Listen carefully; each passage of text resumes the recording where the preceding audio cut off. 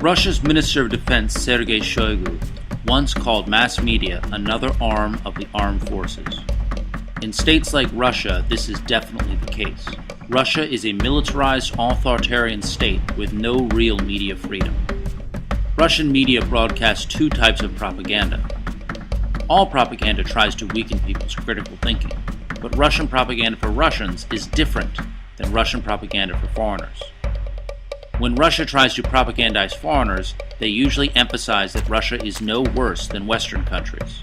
Well, if Kosovo is a special case, then Crimea is also a special case. It's just equally special. I think that's one of the fundamental misunderstandings from the West in looking at Russia, is that Russia has its own set of values. They're just different. Go ahead.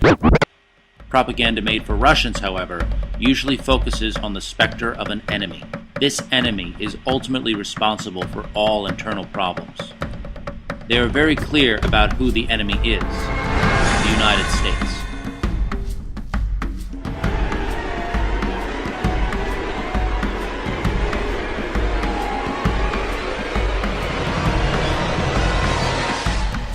This enemy is everywhere.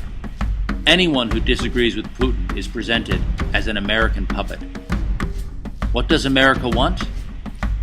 Russians are told America is trying to destroy Russia, its last remaining opponent. Of course, Ukrainians who are just defending their country from Russian aggression are always American puppets.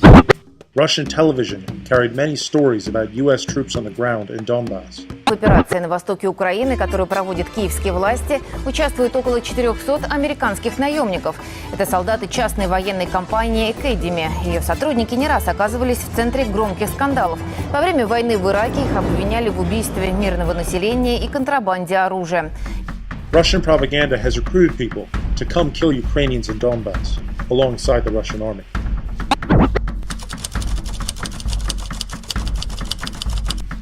After watching Russian coverage of events in Ukraine, this man came to fight fascists committing genocide in Donbass.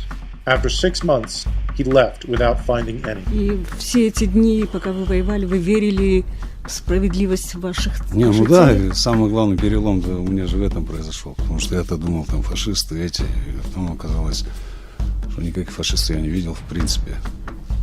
Russians are told that they are a brave people fighting against the evil global superpower.